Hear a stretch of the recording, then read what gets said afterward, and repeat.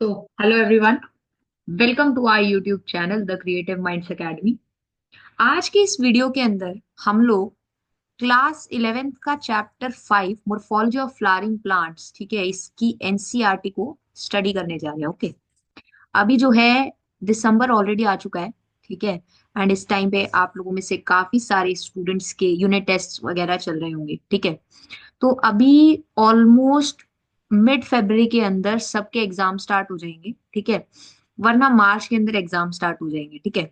तो अभी बेसिकली ये जो सीरीज आएगी इसके अंदर हम लोग एनसीईआरटी के हर चैप्टर को इन डीप कवर करने वाले हैं। ओके, क्योंकि हम लोग एनसीईआरटी को अगर अच्छे तरीके से करेंगे, ठीक है, तो उससे क्या होगा, एनसीईआरटी प्लस साथ में हम लोग कुछ क्वेश्चंस की प्रैक्टिस करेंगे, ठीक है, कुछ क्वेश्चन प्रैक्टिस सीरीज भी आएगी, ठीक है, सारे चैप्टर्स कंप्लीट होने के बाद में, ठीक है। बट उससे पहले हम लोग सारे चैप्टर्स को जो है एक या दो पार्ट के अंदर, डिपेंडिंग अपॉन कि चैप्टर कितना बड़ा है, बट हर चैप्टर को हम लोग डिटेल में कवर करने वाले हैं। ओके, तो सबसे पहले जो यूनिट मैंने स्टार्ट की है क्लास 11th की, that is unit number 2, structural organisation in plants and animals, ठीक है। और इस यूनिट के अंदर आपको टोटल कितने चैप्टर्स देखने को मिलते हैं? टोटल 3 चैप्टर्स देखने को मिलते हैं, ठीक है।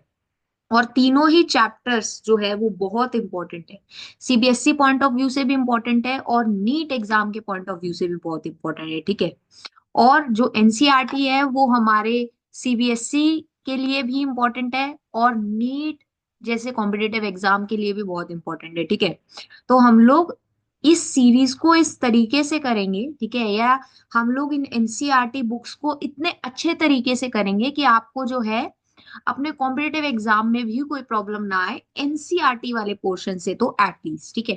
बाकी जो भी एक्स्ट्रा कॉन्सेप्ट्स वगैरह रहेंगे वो हम लोग बाद में कुछ एक्स्ट्रा वीडियोस की हेल्प से कवर करने की कोशिश करेंगे। ओके, तो चलिए बिना किसी देरी के इस वीडियो को स्टार्ट करते हैं। सबसे पहले है introduction. Okay,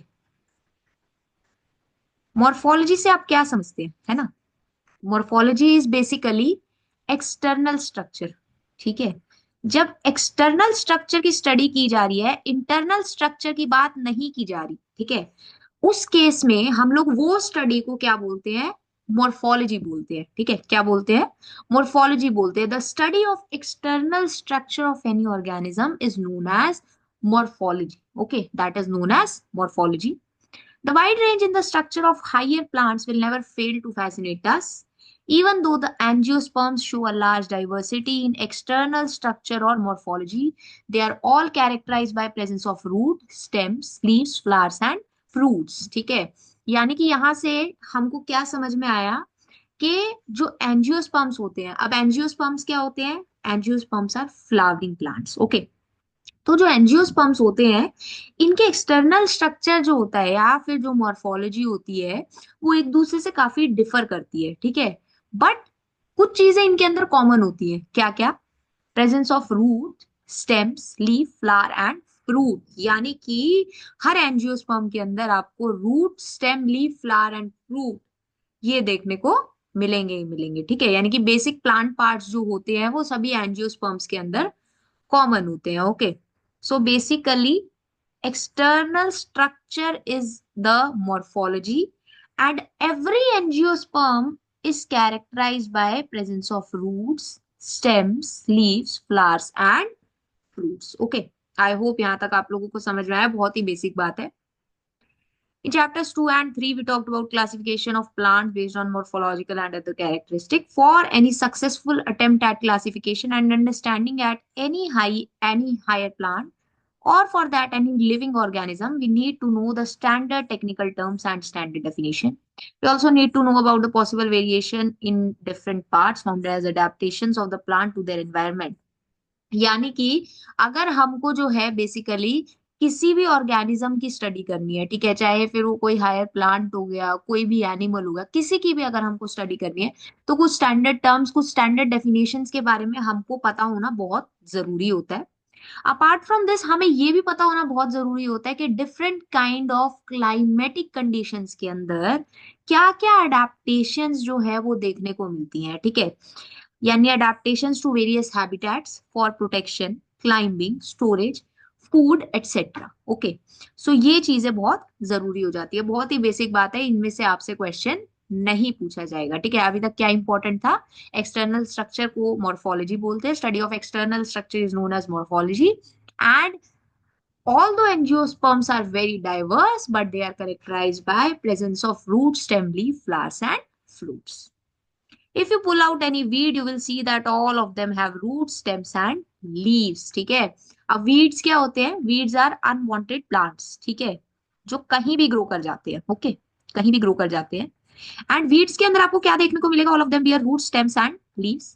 They may be bearing flower and fruit. The underground part of flowering part is the root system, whereas the portion above the ground forms the shoot system. Now this is important. Okay, सबसे पहले उससे क्या बोला कि weeds के अंदर root, stem और leaves देखने को मिलेंगे, और हो सकता है उनके अंदर हमें फ्लावर्स और फ्रूट्स भी देखने को मिल जाए। ओके, अपार्ट फ्रॉम दिस एक फ्लावरिंग प्लांट जो होता है, ठीक है, एक फ्लावरिंग प्लांट जो होता है उसका जो नीचे वाला हिस्सा होगा, ठीक है, जो नीचे वाला हिस्सा होगा, अंडरग्राउंड पार्ट होगा, that is the root system, while the portion above ground, जो पोर्शन ग्राउंड से ऊपर होगा, that is the shoot system. For example, अगर हम लोग एक रफ सा डायग्राम बनाए, ऑल्दो मेरी ड्राइंग बहुत गंदी है, but then also I am trying. Okay, for example ये हमने एक जो है यहाँ पर प्लांट बना दिया, ठीक है, तो बेसिकली क्या होगा, द पोर्शन बिलो ग्राउंड, इसको बोलते हैं रूट सिस्टम। ओके, इसको क्या बोलेंगे? इसको बोल देंगे root system. And the portion above the ground, this is known as shoot system. ठीक है, this is known as shoot system. Okay, I hope यहाँ तक आप लोगों को समझ में आया रूट सिस्टम और शूट सिस्टम क्या होता है। फिगर 5.1 देखो। So basically these are the parts of flowering plants. ये क्या है? देखो, ये ग्राउंड लेवल हो गया, ठीक है, this is the ground level. अब ग्राउंड लेवल से नीचे हमको क्या देखने को मिल रहा है? ग्राउंड लेवल से नीचे हमको देखने को मिल रहा है रूट सिस्टम, जिसके अंदर प्राइमरी रूट्स हो सकती है और सेकेंडरी रूट्स हो सकती है। ठीक है, primary root is this one, okay, and secondary roots हैं जो प्राइमरी रूट से ओरिजिनेट कर रही हैं। Okay, apart from this, this is the shoot system above the ground level, जिसके अंदर आपको क्या क्या देखने को मिल रहा है?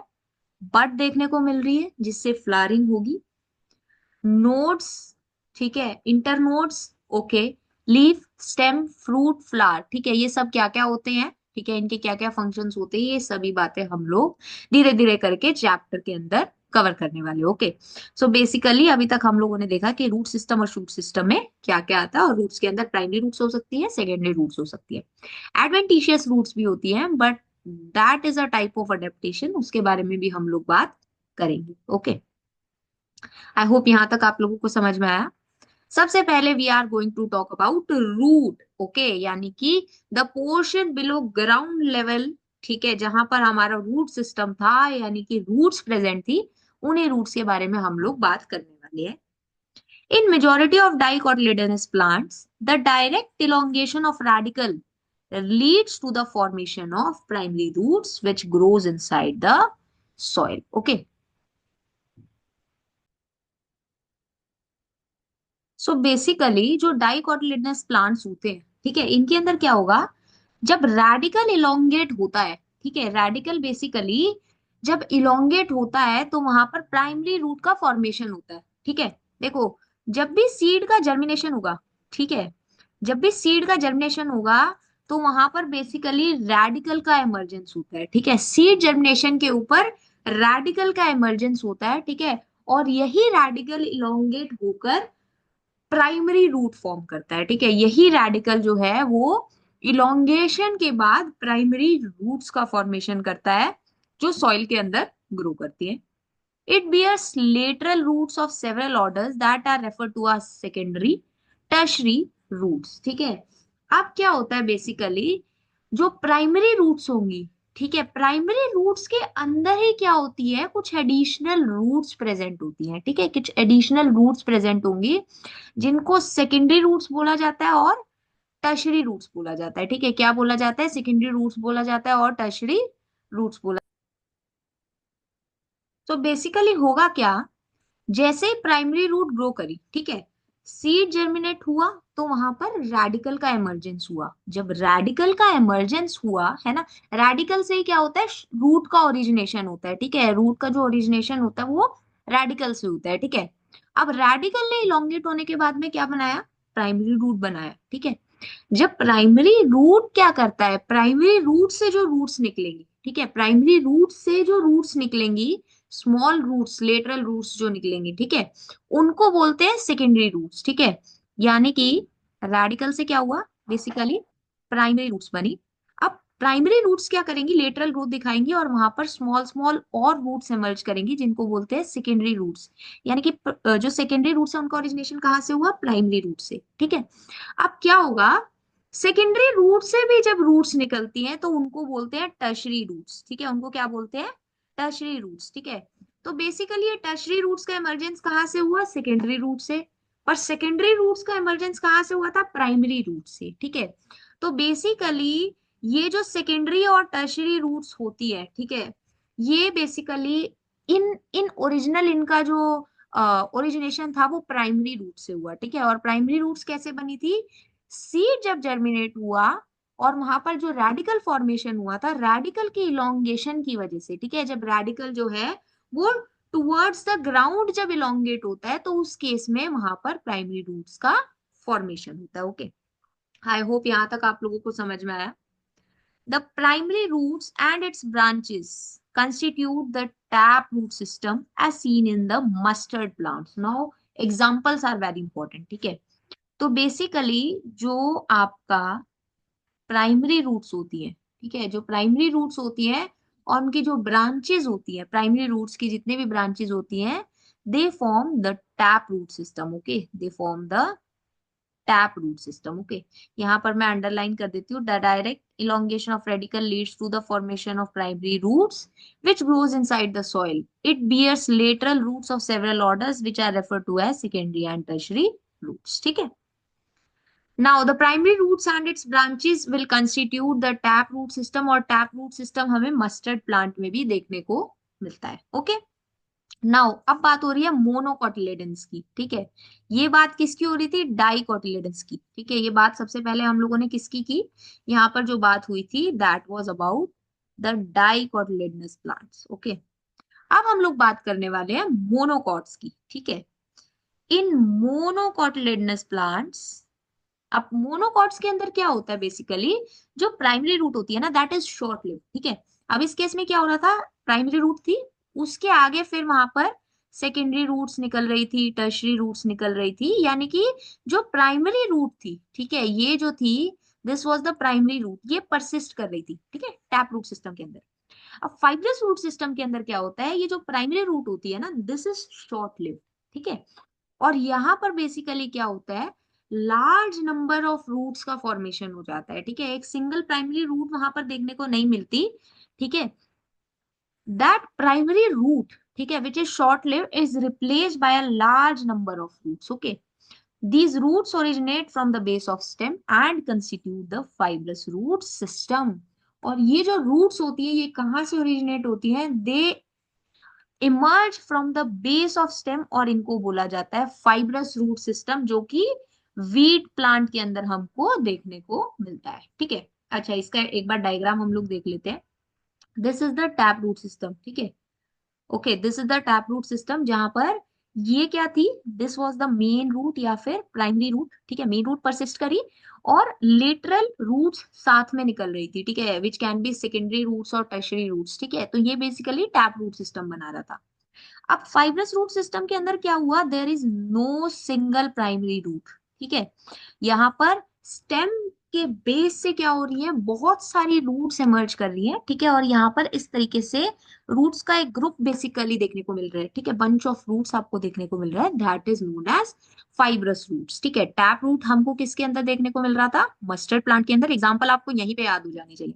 और फाइब्रस रूट वीट प्लांट के अंदर। ओके, आई होप यहाँ तक आप लोगों को समझ में आया। In some plants like grass, monstera, and banyan tree, the roots arise from plant of part other than the radicle and are known as adventitious roots. Now this is very important. अब क्या होता है, कुछ plants के अंदर क्या होता है, जो रूट्स होती है ना वो रेडिकल से इमर्ज नहीं करती, ठीक है। यानी कि जो रेडिकल था जहां से हमारी प्राइमरी रूट्स इमर्ज कर रही थी, ठीक है, वहां से जो है कुछ रूट्स जो है कुछ प्लांट्स के अंदर बेसिकली इमर्ज नहीं करती, ठीक है, और इनका कुछ स्पेसिफिक फंक्शन होता है, ठीक है, ये कुछ स्पेसिफिक फंक्शंस के लिए स्पेशलाइज्ड होती है, ठीक है। तो वो रूट्स, ठीक है, the roots which are born from the part of plant other than the radical, ठीक है, यानी कि वो रूट्स जो रेडिकल के अलावा किसी और प्लांट पार्ट से इमर्ज करती है, उनको हम लोग एडवेंटिशियस रूट्स का नाम देते हैं। ओके, उनको हम लोग किसका नाम देते हैं? एडवेंटिशियस रूट्स का नाम देते हैं।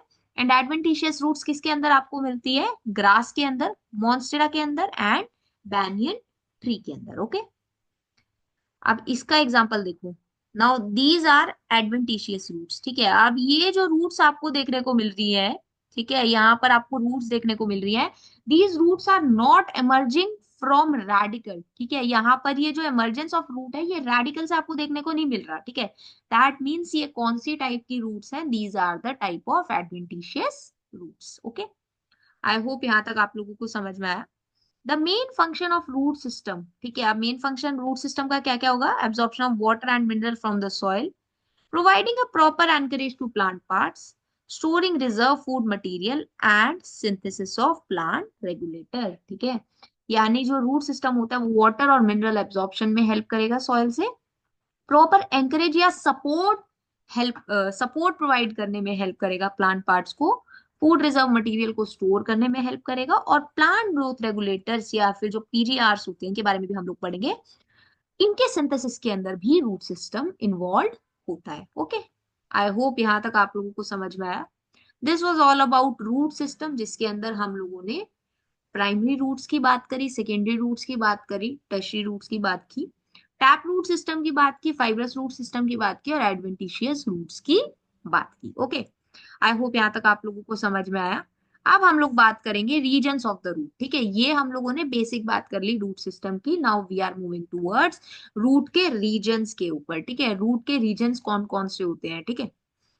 So now the root is covered at the apex by a thimble like structure known as root cap, ठीक है, यानी कि रूट के अपेक्स के ऊपर एक थिम्बल लाइक स्ट्रक्चर प्रेजेंट होता है, ठीक है, यानी कि एक थोड़ा मोटा स्ट्रक्चर प्रेजेंट होगा, ठीक है, जिसको हम लोग रूट कैप बोलते हैं, ठीक है। अब रूट कैप का फंक्शन क्या होता है? रूट कैप का फंक्शन होता है it protects the tender apex of root as its make its way through the soil, ठीक है। अब देखो, ये डायग्राम आप देखो, ये रूट टिप के रीजन्स यहाँ पर दिखाए हुए हैं, और this is the root cap, ठीक है। रूट कैप बेसिकली क्या करती है? ये प्रोटेक्शन का काम करती है, ठीक है। अब जो रूट का एपेक्स है, ठीक है, जो रूट का एपेक्स है, रूट को क्या करना है? Deep down into the soil जाना है, ठीक है। तो deep down into the soil जब रूट को जाना है, तो वहां पर हो सकता है ना काफी सारे बैरियर्स, ठीक है, या काफी सारे तरीके की रेजिस्टेंस रूट को फेस करनी पड़े while walking deep down into the ground, ठीक है। तो इसलिए क्या होता है बेसिकली, ये रूट कैप क्या करती है? ये प्रोटेक्शन का काम करती है, ठीक है। जो रूट का एपेक्स होता है उसकी प्रोटेक्शन का काम करती है, ठीक है। A few millimeters above the root cap is the region of meristematic activity, ठीक है। यानी कि रूट कैप से ऊपर, ठीक है, रूट कैप से ऊपर क्या प्रेजेंट होगा? मेरिस्टेमेटिक एक्टिविटी रीजन प्रेजेंट होगा, ठीक है। The cells of this region are very very small, thin walled and with dense protoplasm, they divide repeatedly. Okay, तो बेसिकली ये रूट कैप थी। रूट कैप से कुछ मिलीमीटर अबव क्या होता है? Region of meristematic activity present होती है, ठीक है, जहां पर डिवाइडिंग सेल्स प्रेजेंट होते हैं, ठीक है। इस रीजन के अंदर जो सेल्स होते हैं वो बहुत स्पीड के अंदर डिवाइड करते हैं, ठीक है, दे डिवाइड रिपीटेडली, ठीक है। और जो सेल्स होंगे बहुत छोटे होंगे, ठीक है, वेरी वेरी स्मॉल सेल्स होंगे, थिन वॉल्ड सेल्स होंगे, और डेंस प्रोटोप्लाज्म होगा, ठीक है, वहां पर डेंस प्रोटोप्लाज्म प्रेजेंट होगा इन सेल्स के अंदर, and they divide repeatedly. Okay, they divide repeatedly, तो यानी कि बेसिकली जो रूट के अंदर जो है सेल डिवीजन रिपीटेडली कहाँ पर होती है? तो वो रीजन ऑफ मेरिस्टेमेटिक एक्टिविटी में देखने को मिलती है, और रीजन ऑफ मेरिस्टेमेटिक एक्टिविटी जो होता है वो रूट कैप से फ्यू मिलीमीटर अबव प्रेजेंट होता है। Okay, the cells proximal to this region undergo rapid elongation and enlargement and are responsible for the growth of root in length. Okay. This region is known as region of elongation. ठीक है, अब क्या होता है, ये जो sales का reason है यानी रीजन ऑफ मेरिस्टेमेटिक एक्टिविटी है, इसके बिल्कुल पास में, ठीक है, इसकी क्लोज प्रॉक्सिमिटी में क्या प्रेजेंट होते हैं, देयर इज अ रीजन, ठीक है, जहां पर रैपिड इलोंगेशन और एनलार्जमेंट हो रही होती है। ठीक है, इस रीजन के अंदर रैपिड इलोंगेशन और एनलार्जमेंट हो रही होती है, यानी कि रूट का साइज जो होता है वो कंटिन्यूअसली इलोंगेट हो रहा होता है, इंक्रीज हो रहा होता है, और इस रीजन को बोलते हैं रीजन ऑफ इलोंगेशन। ठीक है, इस रीजन को क्या बोला जाता है, रीजन ऑफ इलोंगेशन। ठीक है, ये कहाँ पर प्रेजेंट होता है, रीजन ऑफ मेरिस्टेमेटिक एक्टिविटी से ऊपर प्रेजेंट होता है। ठीक है, the cells of elongation zone gradually differentiate and mature. ठीक है, अब इस रीजन के अंदर क्या होता है, इलोंगेशन जोन के अंदर क्या होता है, जो सेल्स होते हैं वो डिफरेंशिएट करेंगे और मेच्योर करेंगे। Hence this zone proximal to region of elongation is known as maturation. ठीक है, अब रीजन ऑफ इलोंगेशन के पास में, ठीक है, जो सेल्स ऑफ इलोंगेशन जोन है, ठीक है, उन्होंने क्या किया, बहुत ध्यान से समझो, उन्होंने बेसिकली क्या किया, दे विल डिफरेंशिएट और वो मेच्योर करेंगे। ठीक है, तो ये वाला जोन जो होता है जहां पर बेसिकली सेल्स ने डिफरेंशिएट करने के बाद में मेच्योर किया, उस रीजन को बोला जाता है रीजन ऑफ मैच्योरेशन। ठीक है, उस रीजन को क्या बोला जाता है, region of maturation. Just a minute, yes, okay. So ये था region of elongation. Region of elongation के बाद में आता है रीजन ऑफ मैच्योरेशन। ठीक है, जहां पर बेसिकली जो सेल्स हैं वो मेच्योर हो चुके हैं। ठीक है, यहाँ पर क्या है, जो सेल्स हैं वो मेच्योर हो चुके हैं।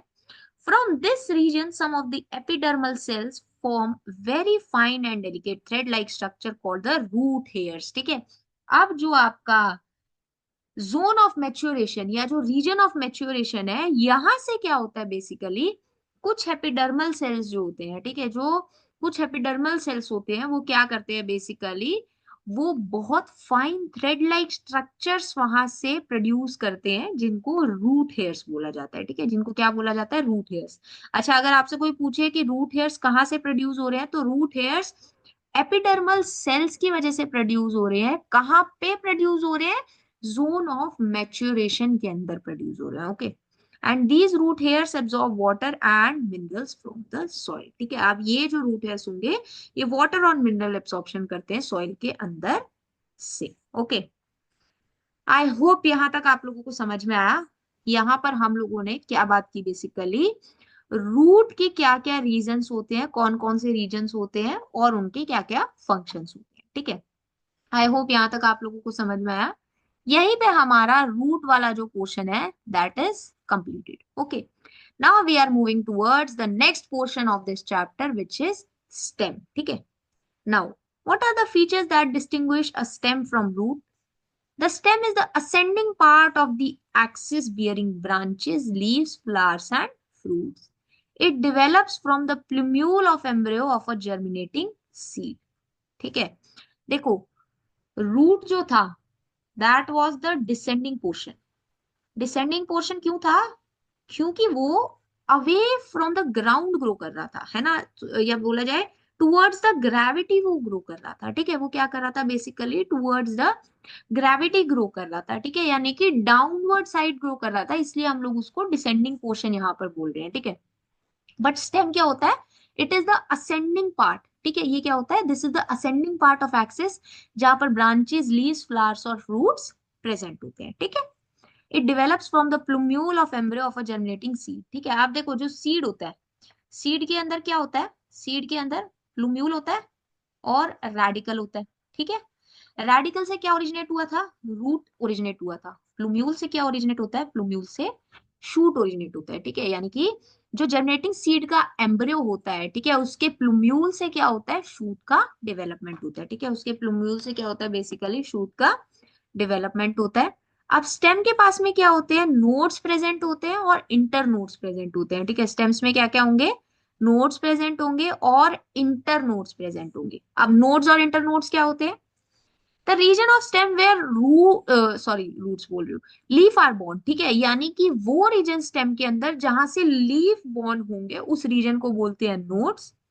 और दो नोड्स के बीच का जो पोर्शन होता है, ठीक है, जो दो नोड्स के बीच का रीजन होता है, ठीक है, या जो वो पोर्शन होता है that is known as internodes. Okay, This is very important. The region of stem where leaves are born are known as nodes, while internodes are the portion between two nodes. ठीक है, देखो क्या होता है ना, मान लो जब आप अपनी ग्रेजुएशन के अंदर आप लोग प्लांट्स को स्टडी करते हैं। फॉर एग्जांपल किसी बच्चे को प्लांट्स के अंदर बहुत ज्यादा इंटरेस्ट है, या फिर मान लीजिए उनको ग्रेजुएशन बॉटनी में अगर कोई कर रहा है, तो अगर आपको ये बेसिक टर्मिनोलॉजीज ही नहीं पता, तो आप कैसे एडवांस बायोलॉजी को स्टडी करेंगे या एडवांस बॉटनी को आप कैसे स्टडी करेंगे। ठीक है, तो ये जो बेसिक बेसिक टर्म्स होती है ना, ये आपके लिए जाननी बहुत जरूरी होती है और समझनी बहुत जरूरी होती है। ठीक है, वैसे मैं बहुत डिटेल में इनको कवर करने की कोशिश कर रही हूँ, बट अगर फिर भी आपको लगता है कि कहीं पे कुछ पॉइंट जो है वो मैंने नहीं एक्सप्लेन किया, या आपको लगता है कि यहाँ पर आपको डाउट है, तो आप लोग अपने डाउट्स कमेंट सेक्शन में पोस्ट करिए, एंड मैं उनको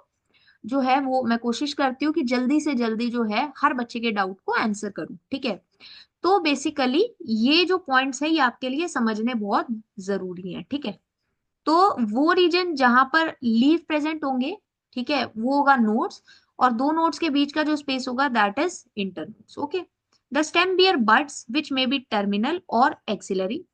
stem is generally green when young and later often becomes woody and dark brown. ठीक है, अब जो स्टेम होती है इसके अंदर बड्स प्रेजेंट होती है। ठीक है, स्टेम के ऊपर क्या प्रेजेंट होती है, बड्स प्रेजेंट होती है, जो कि टर्मिनल भी हो सकती है और एक्सिलरी भी हो सकती है। ठीक है, टर्मिनली क्या होगी, टर्मिनल क्या होगी जो एंड्स पे प्रेजेंट होगी, एक्सिलरी क्या होगी जो एक्सिस के ऊपर प्रेजेंट होगी। ठीक है, एंड जो स्टेम होती है वो आप देखेंगे यंगर प्लांट्स के अंदर क्या होती है, जो स्टेम होती है वो ग्रीन होती है। ठीक है, बट जो एक मेच्योर प्लांट होता है, ठीक है, यानी कि एक डेवलप्ड प्लांट होता है, ठीक है, उसके अंदर जो स्टेम होती है that is woody and dark. Okay, ये बहुत ही बेसिक पॉइंट है बट आपको पता होना चाहिए। नाउ एक बार हम दोबारा से उसी डायग्राम के ऊपर चलते हैं। ठीक है, ये देखो अब यहाँ पर बेसिकली क्या था, यहां से क्या हुआ, लीव बॉर्न हुआ। ठीक है, ये बेसिकली क्या है, आपकी स्टेम है। ठीक है, दिस इज योर स्टेम। अब स्टेम के ऊपर जहां से लीव बॉर्न हुआ इसको हम लोग बोलेंगे नोड। ठीक है, इसको हम क्या बोलेंगे, नोड। अब ये भी नोड हो गई, ये भी नोड हो गई। ठीक है, अब इन दोनों नोड्स के बीच का जो स्पेस है, ठीक है, ये जो हो गया ये क्या हो जाएगा, इंटरनोड। ऐसे ही ये भी नोड है, ये भी नोड है, इन दोनों के बीच का जो स्पेस होगा दैट विल बी इंटरनोड। ठीक है, तो इस तरीके से क्या होता है, दो नोड्स के बीच का जो रीजन होता है या जो वो पोर्शन होता है that is known as internodes. ठीक है, और ये क्या होती है, बेसिकली दीज आर बड्स। ठीक है, बड्स क्या हो सकती है, दे कैन बी टर्मिनल और they can be axillary. Okay, I hope यहां तक आप लोगों को समझ में आया। This was all about the structure of stem. Now we are moving towards the function of stem. So the main function of stem is spreading out branches bearing leaf, flowers and fruits. It conducts water, mineral and photosynthesis. Okay. Some stem perform the function of storage of food, support, protection and of vegetative propagation. Okay. तो ये आपको कुछ points जो है वो stem के function related याद रखने हैं। Okay, this was all about stem. ठीक है, यानी कि अभी तक हम लोगों ने किसकी बात कर ली, हम लोगों ने बेसिक इंट्रोडक्शन की बात कर ली, रूट्स की बात कर ली और स्टेम की बात कर ली। Now we are moving towards the leaf. Okay, अब हम लोग बात करने वाले हैं लीफ के बारे में। Now leaf is a lateral, generally flattened structure which is born on the stem. Okay, which is born, तो लीफ क्या होता है, basically this is a lateral generally flattened structure which is born on the stem. ठीक है, यानी कि leaf जो है वो कहाँ पर ओरिजिनेट करेगा, स्टेम के ऊपर ओरिजिनेट करेगा। लेटरल मींस ये साइड वेज में प्रेजेंट होगा। ठीक है, जो लीव्स होते हैं वो किधर ऐसे ये जो है अगर ये स्टेम है तो स्टेम के ऐसे साइड में क्या होते हैं, लीव्स प्रेजेंट होते हैं। ठीक है, मान लो ये जो है ये स्टेम है, तो यहीं पे तो आपके जो है लीफ प्रेजेंट होते हैं ना, and they are generally flattened structure. ठीक है, लीव्स जनरली क्या होते हैं, वो फ्लैट होते हैं और दे आर प्रेजेंट लेटरली। ठीक है, यानी कि ये साइड में प्रेजेंट होते हैं स्टेम के ऊपर। They develops at the node and bears a bud in its axil. ठीक है, यानी कि ये कहाँ पर डेवलप करते हैं, नोड के ऊपर डेवलप करते हैं। हम लोगों ने ऑलरेडी स्टेम के अंदर बात कर ली कि नोड वो पोर्शन होता है जहां पर लीफ प्रेजेंट होता है। ठीक है, और एक्सिल में वहां पर एक बड प्रेजेंट होगी। Okay, this axillary bud later develops into a branch. ठीक है, अब ये जो एक्सिलरी बड होती है ये बाद में क्या करती है, ये बाद में ब्रांच फॉर्मेशन करती है। Okay, Leaves originate from shoot apical meristem or the SAM and are arranged in acropetal order. ठीक है, ये किस में अरेंज होते हैं? They are arranged in acropetal order. तो जो बेसिकली लीव्स होते हैं they are arranged in acropetal order. अब एक्रोपिटल का क्या मतलब है? ठीक है, एक्रोपिटल का मतलब होता है कि जो आपके ओल्डर लीव्स होंगे, ठीक है, जो आपके ओल्डर लीव्स होंगे, ठीक है, ये कहां पर प्रेजेंट होंगे? They will be present at base. ठीक है, they will be present towards the base. ठीक है, यानी कि अगर स्टेम है, ठीक है, तो स्टेम के जो नीचे वाले हिस्से पे होंगे यहाँ पर आपके ओल्डर लीव्स प्रेजेंट होंगे. बट आपके जो यंगर लीव्स होंगे, ठीक है, जो आपके यंगर लीव्स होंगे ये आपके टुवर्ड्स द इपेक्स प्रेजेंट होंगे, यानी कि towards the above side present होंगे. ठीक है, यानी कि ये यहाँ पर क्या होंगे? ये बेसिकली यंग लीव्स होंगे. दे विल बी और ओल्डर लीव्स, ठीक है, जो आपके इधर बेस के पास प्रेजेंट होंगे, और यंगर लीव्स जो होंगे ये आपके अपेक्स के पास प्रेजेंट होंगे. इसलिए इसको एक्रोपिटल ऑर्डर बोला जाता है. ठीक है, वहीं पे क्या होता है बेसिपिटल ऑर्डर में? क्या होता है बेसिपिटल ऑर्डर में? बेसिकली क्या होता है, जो आपके ओल्डर लीव्स होंगे, ठीक है, ओल्डर लीव्स क्या होंगे? एपेक्स की तरफ प्रेजेंट होते हैं, और यंगर लीव्स जो होते हैं ये आपके बेस की तरफ प्रेजेंट होते हैं. ठीक है, बट बेसिपिटल नहीं, यहाँ पर लीव्स की जो बात हो रही है they originate from the shoot apical meristem and arranged in acropetal order. Okay, अच्छा, ये जो एनसीईआरटी आपकी रहेगी, एनोटेटेड एनसीईआरटी का पीडीएफ, ये आपको हमारे टेलीग्राम चैनल जो कि द क्रिएटिव माइंड्स एकेडमी के नाम से ही है. ठीक है, द क्रिएटिव माइंड्स एकेडमी के नाम से ही हमारा टेलीग्राम चैनल भी है, और एक डिस्कशन ग्रुप भी है. ठीक है, जहां पर आप अपने डाउट्स पोस्ट कर सकते हैं, और हमारे जो चैनल से आप जो है अपने नोट्स जो है वो डाउनलोड कर सकते हैं. Okay, now they are the most important vegetative organs for photosynthesis. ठीक है, ये सबको पता है कि जो फोटोसिंथेसिस होती है उसके अंदर लीव्स कितने इंपॉर्टेंट रोल प्ले करते हैं. ओके, आई होप यहां तक आप लोगों को समझ में आया. ठीक है, now a typical leaf consist of three main parts. ठीक है, तीन मेन पार्ट्स होंगे, लीफ बेस, पिटियोल और लैमिना. ठीक है, तीन मेन पार्ट्स कौन कौन से होंगे? Leaf base, petiole and lamina. ठीक है, now the leaf is attach to the stem by leaf base. ठीक है, यानी कि वो पार्ट जिससे लीफ जो है वो स्टेम से अटैच होता है उसको बोला जाता है leaf base. And may bear two lateral small leaf like structure जिनको स्टिप्यूल बोला जाता है. ठीक है, जिनको क्या बोला जाता है? स्टिप्यूल. ठीक है, यानी कि फॉर एग्जाम्पल ये कोई लीफ है, ठीक है, ये यहाँ पर कोई लीफ है, अगर इसके पास में ऐसे कोई ग्रीनिश कलर का स्ट्रक्चर प्रेजेंट है तो इसको आप स्टिप्यूल बोलते हैं. ठीक है, इसको आप क्या बोलते हैं? स्टिप्यूल बोलते हैं. ठीक है, ये देखो, this is basically leaf base. ठीक है, जहां से बेसिकली ये स्टेम से आपका लीफ अटैच है उसको हमने बोला लीफ बेस. ठीक है, अब लीफ बेस के यहाँ पर आपको जो है साइड में एक स्ट्रक्चर देखने को मिल रहा है. ठीक है, एक बहुत ही स्मॉल ग्रीनिश स्ट्रक्चर कई बार प्रेजेंट होता है, कई बार नहीं प्रेजेंट होता है. ठीक है, अगर प्रेजेंट है तो हम लोग बोलते हैं जो लीव्स है वो स्टिप्यूलेट है. अगर नहीं प्रेजेंट, ठीक है, अगर स्टिप्यूल जो है वो एब्सेंट है, ठीक है, तो उस केस में हम क्या बोलते हैं? हम उसको बोलते हैं एक्स स्टिप्यूलेट. ठीक है, क्या बोलते हैं? X stipulate. Okay, okay. In monocots, the leaf base expands into a sheath covering the stem partially or wholly. In some leguminous plant, the leaf base may become swollen, which is called pulvinous. Okay, okay. सबसे पहले ये देखिए, ये क्या है? Basically this is the axillary bud. Okay, ठीक है, यहीं पर आपकी क्या प्रेजेंट है? एक्सिलरी बड प्रेजेंट है. जो आपका ये लैमिना है, ठीक है, ये जो आपका लीफ का सरफेस है, ठीक है, बेसिकली इसको हम लोग लैमिना बोल रहे हैं.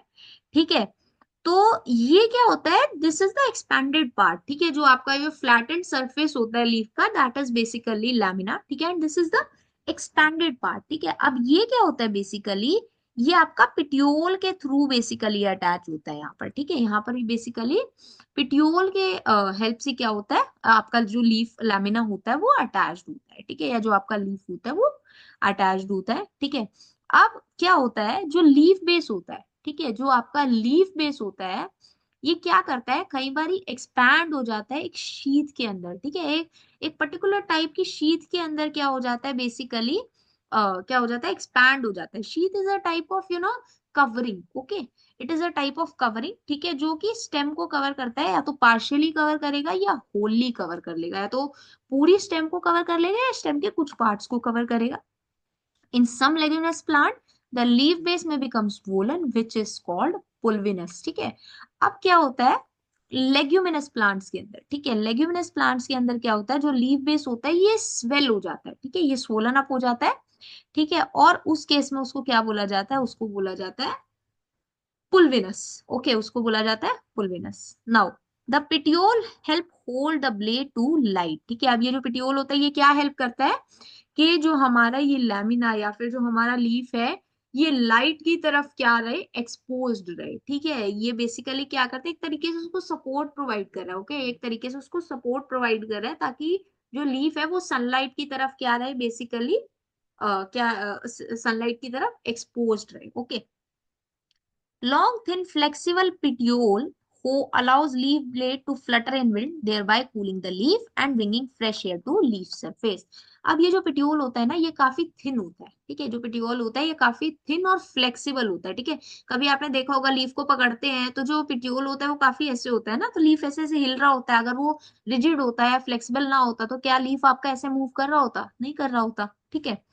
तो इसी वजह से क्या होता है, जो लीफ ब्लेड होता है ये क्या कर सकता है, फ्लटर कर सकता है, यानी कि विंड के अंदर मूव कर सकता है, जिसकी वजह से लीफ कूल भी हो सकता है, ठीक है, और लीफ सरफेस को फ्रेश एयर भी मिलती रहती है, ओके।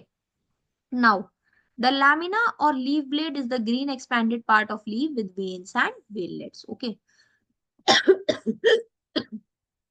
नाउ जो आपका लैमिना या जो लीफ ब्लेड होता है, ठीक है, this is your green expanded part जिसके ऊपर वेन्स, ठीक है, और वेनलेट्स प्रेजेंट होती है, ठीक है, वेन्स प्रेजेंट होंगी, ठीक है, और आपकी वेनलेट्स प्रेजेंट होंगी, ठीक है, आपकी वेन्स और वेनलेट्स प्रेजेंट होंगी।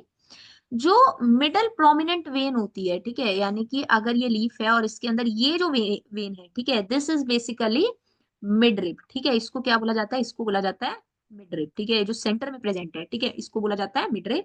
वेन्स क्या करती हैं, they provide rigidity to the leaf blade and act as channel of transport for water, minerals and food materials, ठीक है, यानी कि एक तो ये क्या कर रही है, लीफ ब्लेड को रिजिडिटी प्रोवाइड कर रही है, एंड इसके अलावा वाटर ट्रांसपोर्ट, मिनरल ट्रांसपोर्ट और फूड मटेरियल के अंदर हेल्प करती है, ओके। इन वेन्स के थ्रू बेसिकली क्या होता है, ट्रांसपोर्टेशन में हेल्प मिल रही होती है लीफ को। The margin, apex, shape, surface and extent of incision of lamina varies in different leaf, ठीक है, यानी कि एक लीफ का कैसा शेप होगा, ठीक है, जो लैमिना है उसका कैसा शेप होगा, उसका एपेक्स कैसा होगा, ठीक है, ब्रॉड होगा, नैरो होगा, सरफेस कैसा होगा, ठीक है, उसपे वेन्स प्रेजेंट होंगी या नहीं होंगी, हेयरी होगा, स्मूथ होगा, ठीक है, या किस तरीके का वहां पर इंसिजन प्रेजेंट है वो डिपेंड करता है डिफरेंट टाइप ऑफ लीव्स के अंदर, ओके। आई होप यहाँ तक आप लोगों को समझ में आया, ठीक है। यहाँ पर बेसिकली अभी तक हम लोगों ने लीफ के पार्ट्स के बारे में बात कर ली और उनके कुछ स्पेसिफिक फंक्शंस की बात कर ली, okay. Now we are talking about venation, ठीक है, what is the meaning of venation. The arrangement of veins and veinlets in the lamina of leaf is known as venation, ठीक है, यानी कि जो वेन्स और वेनलेट्स हैं वो किस तरीके से एक लीफ के अंदर अरेंज्ड है उसको बोलते हैं वेनेशन, उस पर्टिकुलर अरेंजमेंट को बोलते हैं वेनेशन, ठीक है। When the veinlets form a network, the venation is termed as reticulate, ठीक है, यानी कि जब जो वेनलेट्स होती है वो एक नेटवर्क फॉर्म करती है तो उस केस में वेनेशन क्या होगी, रेटिक्यूलेट होगी। When the veins run parallel to each other within a lamina, the venation is termed parallel, ठीक है, ओके, जस्ट अ मिनट। तो बेसिकली क्या होता है, जब जो वेनलेट्स होती है एक नेटवर्क फॉर्म करती है, ठीक है, अब देखो यहाँ पर क्या हो रहा है, ये जो वेनलेट्स है ना इन्होंने यहाँ पर नेटवर्क फॉर्म किया हुआ है, ठीक है, अगर इस पर्टिकुलर रीजन को आप देखें, ठीक है, इस पर्टिकुलर रीजन को अगर आप लोग यहाँ पर देखें तो यहाँ पर आपको एक नेटवर्क फॉर्म होता नजर आ रहा है, ठीक है। बट इस केस के अंदर क्या है, जो वेनलेट्स हैं ये parallel to each other run कर रही हैं, ठीक है, तो इस केस में जो इसमें जो वेनेशन होगी that will be reticulate, okay, that will be reticulate, okay, ये बहुत इंपॉर्टेंट है, ठीक है, बच्चों को यही नहीं पता होता पैरेलल वेनेशन क्या है और रेटिक्यूलेट वेनेशन क्या है, okay. Leaves of dicotyledon plants generally possess a reticulate venation while parallel venation is a characteristic of most monocots, यानी parallel venation आपको मोनोकॉट्स के अंदर देखने को मिलेगी, और जो डाइकॉट्स होते हैं उनके अंदर आपको रेटिक्युलेट वेनेशन देखने को मिलेगी। ओके, आई होप यहां तक आप लोगों को समझ में आया। Next we are going to talk about the type of leaves. ठीक है, अब लीव कितने टाइप की होते हैं। Okay, the leaf is said to be simple when its lamina is entire or when incised. The incisions do not touch the midrib. When the incisions of lamina reach up to the midrib, breaking it into a number of leaflet, the leaf is known as compound. ठीक है, यानी कि जब lamina जो होता है एक leaf का, जब एक लीफ का जो लैमिना होता है दैट इज सिंपल। ठीक है, सॉरी, जब उसका जो लैमिना होता है दैट इज एंटायर। ठीक है, जब वहां पर एक एंटायर लैमिना हमको देखने को मिल रहा है, ठीक है, या फिर अगर इंसाइज्ड लैमिना है तो वो इंसाइज्ड लैमिना मिडरिब को टच नहीं कर रहा, in that case we say that the leaf is simple. Okay, in that case we say that the leaf is simple. ठीक है, but when the incision of lamina reach up to the midrib, breaking up into a compound of leaflets. ठीक है, यानी कि जब basically जो lamina होता है, ठीक है, वो क्या करता है बेसिकली, वो डिफरेंट लीफलेट्स के अंदर ब्रेक हो जाता है। ठीक है, जब डिफरेंट लीफलेट्स के अंदर जो है आपका जो लैमिना होता है वो ब्रेक हो जाता है, तो उस केस में हम लोग उसको कंपाउंड लीफ बोलते हैं। ठीक है, उस केस में हम लोग उसको कंपाउंड लीफ बोलते हैं। A bud is present in the axis of petiole of both simple and compound leaf, यानी कि पिट्यूल के एक्सिस के ऊपर बड आपको सिंपल लीफ और कंपाउंड लीफ दोनों में मिलेगी, but not in the axil of leaflets of the compound leaf. ठीक है, यानी कि जो लीफलेट्स होंगे, जो कंपाउंड लीफ के लीफलेट्स होंगे, ठीक है, मैंने क्या बोला, एक्सिल पे मिलेगी। ठीक है, पिट्यूल के सिंपल और कंपाउंड लीफ पे, बट जो लीफलेट्स के एक्सिल होंगे कंपाउंड लीफ में, उनके ऊपर आपको जो है बड देखने को नहीं मिलेगी। ठीक है, उनके ऊपर आपको बड देखने को नहीं मिलेगी। अब कंपाउंड लीफ भी क्या होते हैं ना, दो टाइप के होते हैं, एक होता है पिनेटली कंपाउंड और एक होता है पाल्मेटली कंपाउंड। ठीक है, क्या होता है, एक होता है पिनेटली कंपाउंड और एक होता है पाल्मेटली कंपाउंड। ठीक है, now in a pinnately compound leaf the number of leaflets are present on a common axis, जिसको रैकिस बोला जाता है, which represent the mid rib of leaf as an mean. यानी कि यहाँ पर क्या होता है बेसिकली, जो पिनेटली कंपाउंड लीव्स होते हैं इनके अंदर जो लीफलेट्स होते हैं, ठीक है, इनके अंदर जो लीफलेट्स होते हैं वो एक कॉमन एक्सेस जिसको रैकिस बोला जाता है। ठीक है, अब ये रैकिस क्या करता है, ये मिडरिब ऑफ लीफ को शो करता है। ठीक है, ये क्या शो करता है, ये मिडरिब ऑफ लीफ को शो करता है। देखो यहाँ पर क्या है, ये क्या है, this is the common axis. Okay, this is a common axis. ठीक है, और यहाँ पर क्या प्रेजेंट है, डिफरेंट लीफलेट्स प्रेजेंट है।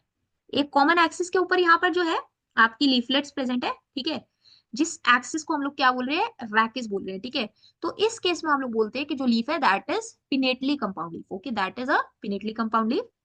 अब पाल्मेटली कंपाउंड लीफ में क्या होते हैं, वो एक कॉमन एक्सिस के ऊपर अटैच नहीं होते, वो एक कॉमन पॉइंट के ऊपर अटैच होते हैं। ठीक है, leaflets are attached at a common point. Okay, leaflets are attached at a common point that is at the tip of petiole, यानी कि पिटियोल का जो टिप होता है उसके ऊपर आपके जो है लीफलेट्स होते हैं वो अटैच्ड होते हैं। ठीक है, मैं क्या बोल रही हूँ, लीफलेट्स अटैच होते हैं। ओके, देखो अब यहाँ पर क्या है बेसिकली, ये पिटियोल था। ठीक है, तो पिटियोल के ऊपर आपके क्या है बेसिकली, डिफरेंट लीफलेट्स अटैच हुए। ठीक है, डिफरेंट लीफलेट्स क्या है, एक सिंगल पॉइंट के ऊपर, एक कॉमन पॉइंट के ऊपर आपके लीफलेट्स अटैच हुए हैं, और इसी को हम लोग पाल्मेटली कंपाउंड लीव्स बोलते हैं। और ये आपको सिल्क कॉटन के अंदर अक्सर देखने को मिलता है। ओके, आई होप यहां तक आप लोगों को समझ में आया। यहाँ पर हम लोगों ने जो बात की अभी तक, हम लोगों ने वेनेशन की बात कर ली लीव्स के, और टाइप ऑफ लीव्स की बात हम लोगों ने कर ली। Now we are moving towards phyllotaxy. What is phyllotaxy, है ना। Phyllotaxy is the pattern of arrangement of leaves on stem or branch. Okay. अब देखो फाइलोटैक्सी बेसिकली ये लीव्स को डिनोट करता है। ठीक है, यानी कि लीव्स का अरेंजमेंट किस तरीके से है। ठीक है, लीव्स का अरेंजमेंट जो है वो स्टेम या ब्रांच के ऊपर किस तरीके से है, उसी को हम लोग फाइलोटैक्सी बोलते हैं। ठीक है, उसी अरेंजमेंट के पैटर्न को हम लोग फाइलोटैक्सी बोलते हैं। This is usually of three types. ठीक है, अब जो फाइलोटैक्सी होती है this is of three types, alternate, opposite and whorled. Okay, alternate, opposite and whorled. ठीक है, अब ऑल्टरनेट टाइप में क्या होगा, a single leaf arises at each node in alternate manner such as in China rose, ठीक है। Mustard and sunflower plants, ठीक है, एग्जांपल्स बहुत इंपॉर्टेंट है। अब देखो, ये क्या है, ये चाइना रोज है। यहाँ पर क्या हो रहा है, ये देखो, एक लीफ इधर है, एक लीफ इधर है, फिर एक लीफ इधर है, फिर एक लीफ इधर है, यानी कि ये ये, ठीक है, ये बेसिकली क्या है, this is alternate arrangement. Okay, this is alternate arrangement. Okay, opposite के अंदर क्या होगा, a pair of leaves arise at each node and lie opposite to each other, ठीक है। अब ऊपर क्या हो रहा था, एक नोड के ऊपर सिंगल लीफ अराइज कर रहा था, but opposite विनेशन, sorry, opposite phyllotaxy के अंदर बेसिकली क्या होता है, ऑपोजिट फाइलोटेक्सी के अंदर एक नोड के ऊपर दो लीव्स अराइज करते हैं, ठीक है, और वो दोनों क्या होते हैं, एक दूसरे के ऑपोजिट प्रेजेंट होते हैं, ठीक है। अब यहाँ देखो, यहाँ क्या हो रहा है, एक नोड के ऊपर एक इधर एक इधर, ठीक है, यानी कि ऑपोजिट में क्या होगा, एक ये एक ये एक ये एक ये। Okay, so this is basically opposite type of phyllotaxy. Okay, next, if more than two leaves arise at a node and form a whorl, it is known as whorl, as in Alstonia, ठीक है। यानी कि अगर एक node के ऊपर दो से ज्यादा लीव्स अराइज कर रही है, ठीक है, और वहां पर एक वर्ल का फॉर्मेशन हो रहा है, तो उस फाइलोटैक्सी को हम लोग बोलते हैं वर्ल्ड अरेंजमेंट, ठीक है, और ये एल्स्टोनिया के अंदर देखने को मिलता है, ठीक है। आप देखो, एक नोड के ऊपर क्या है, basically more than two leaves present है, ठीक है, तो इसको हम लोग बेसिकली क्या बोलते हैं, वर्ल्ड अरेंजमेंट बोलते हैं, ठीक है, कई लोग इसको रॉल भी बोल देते हैं, ठीक है। So this is the world arrangement. Okay, basically यहाँ पर एक वर्ल्ड फॉर्मेशन हो रहा है। ओके, आई होप यहाँ तक आप लोगों को समझ में आया, ठीक है। इसी के साथ में हम लोगों ने लीफ का भी पोर्शन जो है वो कवर कर लिया, ठीक है। लीफ से रिलेटेड कुछ बेसिक बेसिक जो टर्मिनोलॉजीज थी, ठीक है, बेसिक और इंपॉर्टेंट टर्मिनोलॉजी जो थी, वो हम लोगों ने यहाँ पर खत्म कर ली, ठीक है, यानी कि हम लोगों ने रूट, स्टेम और लीफ की बात कर ली। Now we are moving towards inflorescence, ठीक है, अब हम लोग बात करने वाले हैं इनफ्लोरेसेंस की।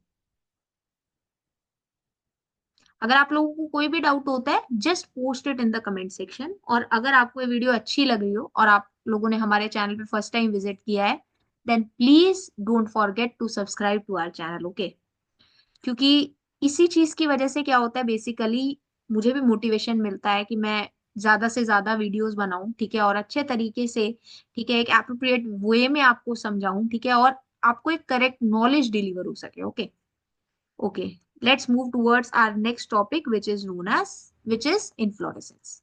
Now, a flower is a modified shoot wherein the shoot apical meristem changes into floral meristem. Now, this point is very important. ठीक है, क्या बोल रहा है कि जो फ्लावर होता है ना, this is a modified shoot, ठीक है, फ्लावर क्या होता है, it is a modified shoot, जहां पर shoot apical meristem floral meristem में चेंज हो जाता है, ठीक है, जो आपका शूट एपिकल मेरिस्टम होता है, ये फ्लोरल मेरिस्टम के अंदर चेंज हो जाता है।